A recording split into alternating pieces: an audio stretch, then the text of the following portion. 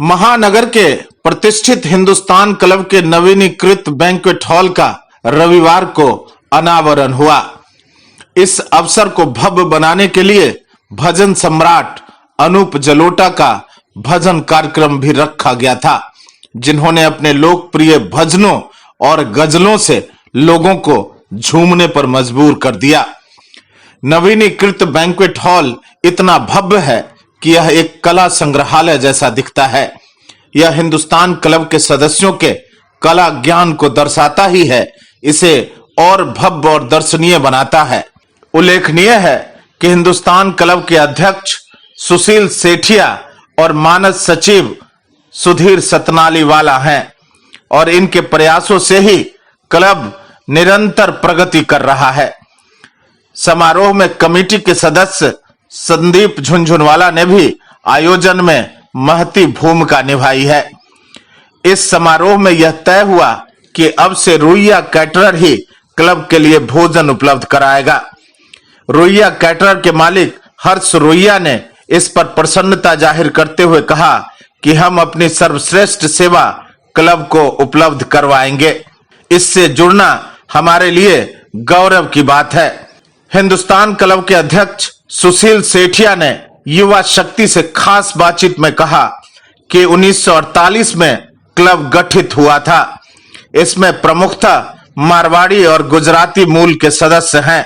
उन्होंने कहा कि हर अच्छे काम का शुभारंभ भगवान के भजन से होता है और इसलिए अनूप जलोटा के भजनों का हिंदुस्तान क्लब रखा गया है। कलकत्ते की एक बहुत पुरानी संस्था है।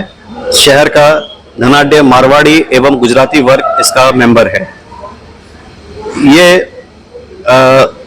1948 के आसपास शुरू की गई थी और ये उस समय भारतीय भावनाओं को ओतप्रोत करने के उद्देश्य से, जिससे कि हमारे समाज को एक ऐसा प्लेटफॉर्म मिले जहां वो परिवार के साथ बैठ करके कुछ समय व्यतीत कर सके और उनके बच्चे भी उसको एंजॉय कर सके, इस क्लब को आरंभ किया गया। फर्स्ट फ्लोर में एक पुराना बैंक्वेट हॉल था, उसका हमने पूरा रेनोवेशन किया है, एकदम बहुत खूबसूरत बना दिया है। मेरे ख्याल से कलकत्ता में इससे सुंदर बैंक्वेट हॉल दूसरा कोई नहीं है डबल हाइट का। उसका शुभारंभ उसी का अनावरण किया हम लोगों ने और चूंकि हर अच्छे काम की शुरुआत भगवान के नाम से की जाती है, इसलिए हमने एक भजन संध्या का आयोजन किया है। क्लब के मानद सचिव सुधीर सतनालीवाला ने कहा कि मेरा पैशन है कि हम क्लब में कुछ नया करें।